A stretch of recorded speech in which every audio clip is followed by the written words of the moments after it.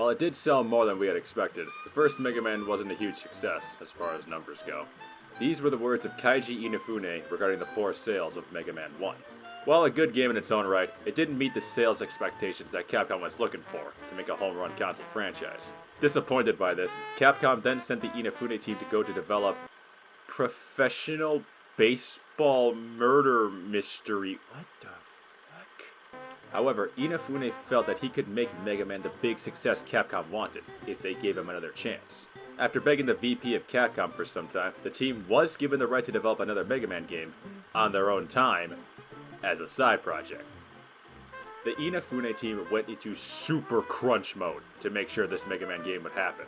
This crunch involved working 20-hour work days in only a 4-month time span. This may seem like a bit too much for a small team, but much of Mega Man 2 wasn't actually made by the team themselves. On top of reusing assets from the previous games that they couldn't fit into the cartridge space, and adding some new features based on criticisms from the last game, the Inafune team held a contest for people to send their own enemy designs to be featured in the game.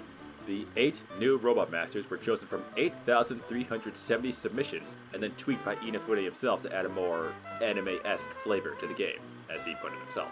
This desire to put in more effort in short time would also be felt in the marketing team too, with veteran cover artist Mark Erickson being hired to paint the American box art this time, without actually being told what the game is about. Seems like history does a good job at repeating itself, huh? After months and months of a hard day's work, Mega Man 2 was released to the public on December 1988. I don't think I need to tell you what happened after that.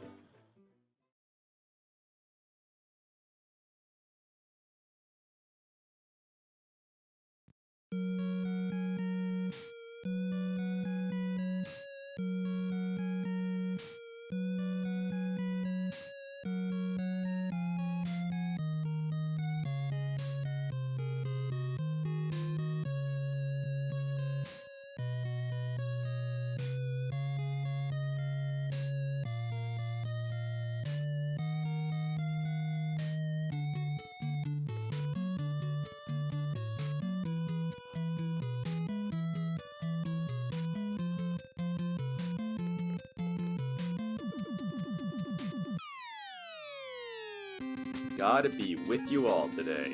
Welcome to a generous guide to Mega Man 2. This guide is here to teach you some tips, tricks, and other things that'll help you get good at Mega Man 2. As stated in my previous guide for Mega Man 1, this game is on the Mega Man Legacy Collection, which adds some features that I will show off. With that being said, let's dive right in. For cowboys and chivalry! You ready for this, Mega Man? You bet your ass! Look at that slick level select screen. We got 8 bosses this time, much more menacing artwork, and much more interesting designs and names. I mean, look at this guy. He looks like he got caught doing drugs and is too high on drugs to care. But unlike Mega Man 1, where you could play the stages in any order as long as you fought Gutsman before Electman, this game has more goodies stuffed in its nooks and crannies. If you want to get all of them, you're going to have to go down a very optimized boss path. And I'm going to show you all my personal path, starting with Airman.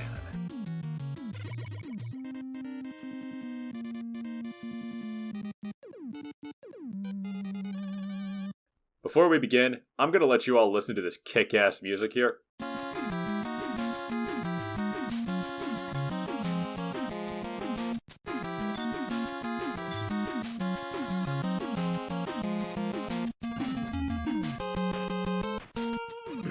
Now then, Airman's level begins with these big monster cakes here, the goblins and the little gremlins.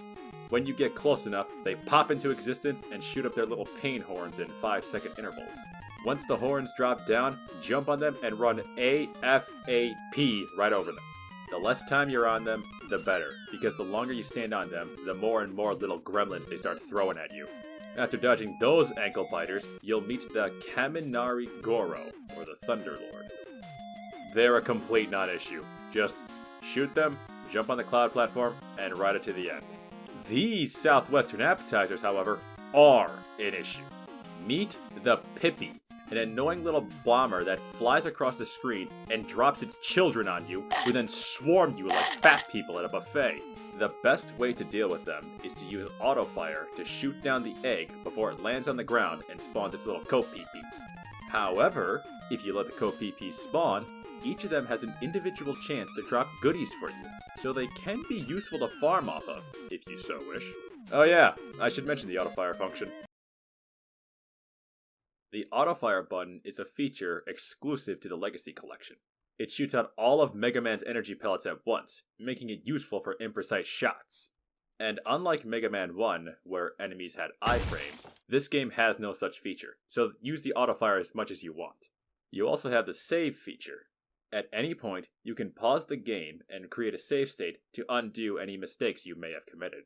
Very useful for first-timers. Use it if you have trouble with a certain section. After the peepees, you'll meet the squirms. They are not an issue at all. Just run past them. I'll talk more about them later. After one more round of goblins and gremlins, you'll get our beefcake of the hour, the Fan Fiend, or Matasabururo. They aren't all that threatening. They just blow air at you, pushing Mega Man back a bit. Once all that's said and done, it's time for Airman.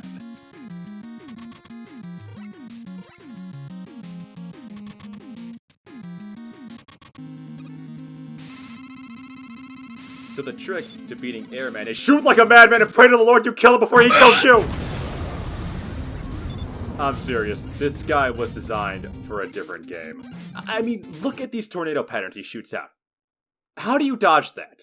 No matter how many times I fight this guy, I can never do it unscathed. So just gun it and hope you can make it out of the other side. Be sure to use the autofire function in order to sneak in a pellet between his little tornadoes. Keep it up and you got yourself a cool bot stew.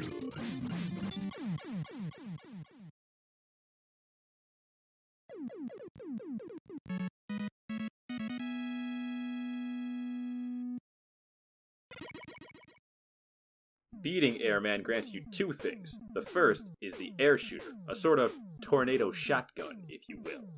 It shoots 3 tornadoes that fly upward and is great for high burst damage as well as airborne foes. The second is Item 2, yes that's what it's called, a high-speed jet that can be used to fly right past difficult sections of the game. It is insanely useful, and you'll be seeing it a lot in this guide. But now, with Airman grounded, it's on to the next robot.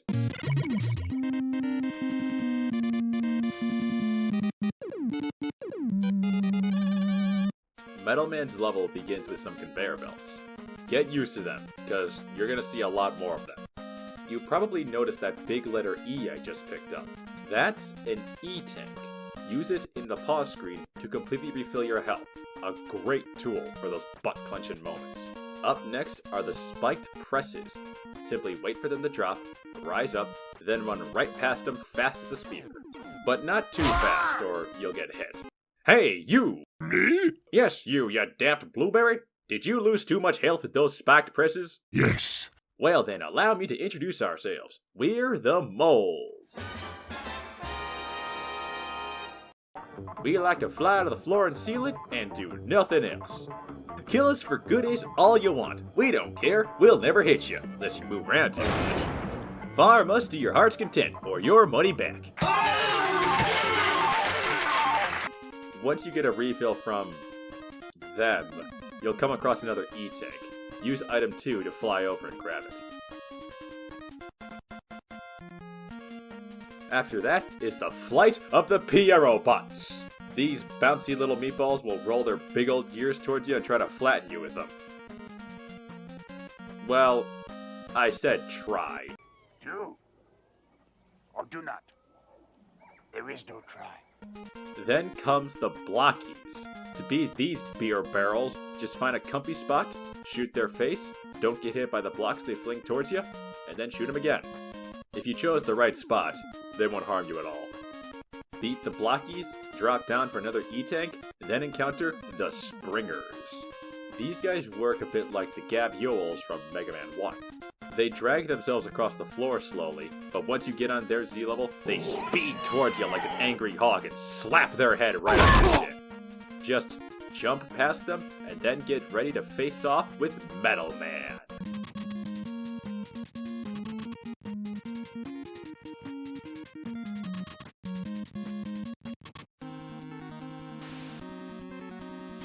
Metal Man is a somewhat tough, but simple fight. Every time you shoot at him, he'll jump up and fire either 1, 2, or 3 blades at you. You can tell how many he'll throw by how high he jumps. If he fires 1 or 2 blades, just jump over them, no sweat. But if he fires 3 blades, jump over the first 2 and angle yourself so the 3rd blade goes right above you as you fall to the ground. It's an easy fight to memorize, but also an easy fight to screw up, since the blades are so fast. Just keep up the pressure, and you'll have some sliced metal in no time.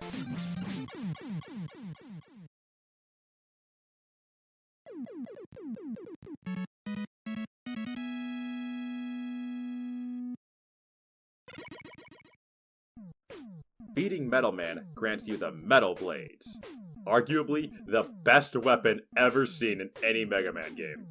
It shoots blades like the Mega Buster, but they're 3 times as big, just as powerful, and can shoot in all 8 cardinal directions, and has a truckload of ammo. This means that once you get this, the Mega Buster is obsolete. The Metal Blades are the go-to weapon from now on, so let's use them in the next stage, which has one of my personal favorite Robot Masters.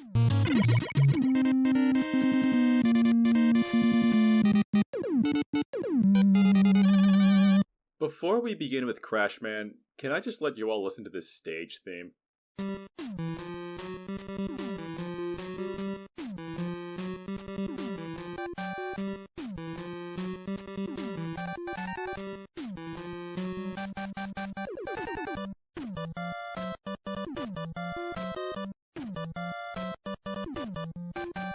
You know, for a bot who's prone to violent mood swings and is known for being tough yet honest, his music does a good job at making fun of him. Anyway, his level begins with some ladders and these tellies here. They slowly glide over to Mega Man's position, but with the Metal Blades, they are no trouble. Up next is the return of the Mets. They pop out of their helmet shield to fire some pellets at you, but if you're quick, they're not an issue. Then you come across not 1, not 2, but 3 elevator cycle platforms full of tellies. The way through is simple. Just be patient, wait for the platform to take you closer to the ladder, then jump for it. Again, the Metal Blades make the tellies a minor nuisance more than anything. After those guys, and 1 more blocky, you get this area with this Met. You need to be fast and very careful with this thing. If you aren't, then he'll shoot you, and you'll fall down and have to do it all over again.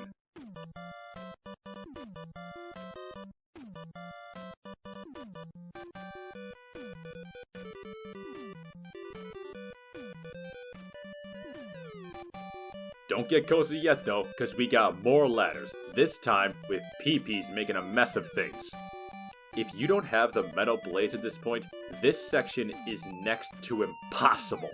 The co-PPs do a fantastic job at knocking you off all the time unless you hit them first, so bring those blades with you. As for which ladder to climb, go up the center right one first for this life up, then drop down and go up the far right one to reach the top. If you want the C-Tank, drop down, then use item 2 to give you a boost back up. Climb up the far left ladder for this 1-up and an encounter with the Fly Boys. The Fly Boys, once they drop in, will hover up for about 3 seconds, then fling themselves right on top of you. They are not a problem with the Metal Blades in hand. Get right past them to fight Crash Man.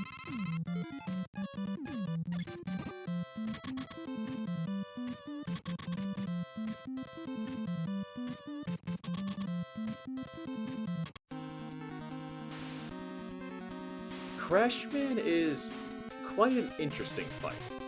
First off, he never does anything until you shoot at him. Once you do, he jumps forward and tosses a bomb at you. That's all he does. The pattern is to move perpendicular to him, then jump and shoot when you two get close enough to smell each other. Hi. Make sure you time it right to avoid the 3-second explosion that his bombs leave behind whenever he fires. Keep it up, and you got yourself a robot bomb pie!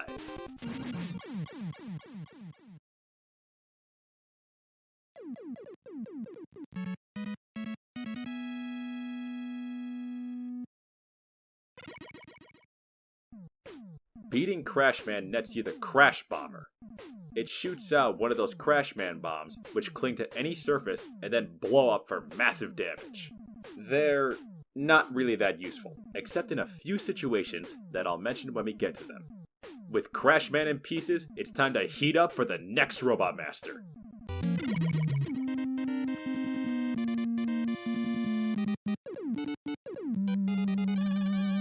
Heatman's level begins with some more Flyboys. Again, just use metal blades. I'm gonna be saying that a lot, aren't I? After them come some tellies and some bottomless pits. Take care of the tellies in your way first, then jump to the next platform. The metal blades make them no issue, as always. One trip of springers later, and we come to everyone's favorite bit. Yep, the appearing blocks strike again. I won't mince words here, and just tell you the order you gotta jump on them. First, go on the second block here, then jump left, then jump up, then jump left again. Easy, or so it may seem. Up next is more appearing blocks combined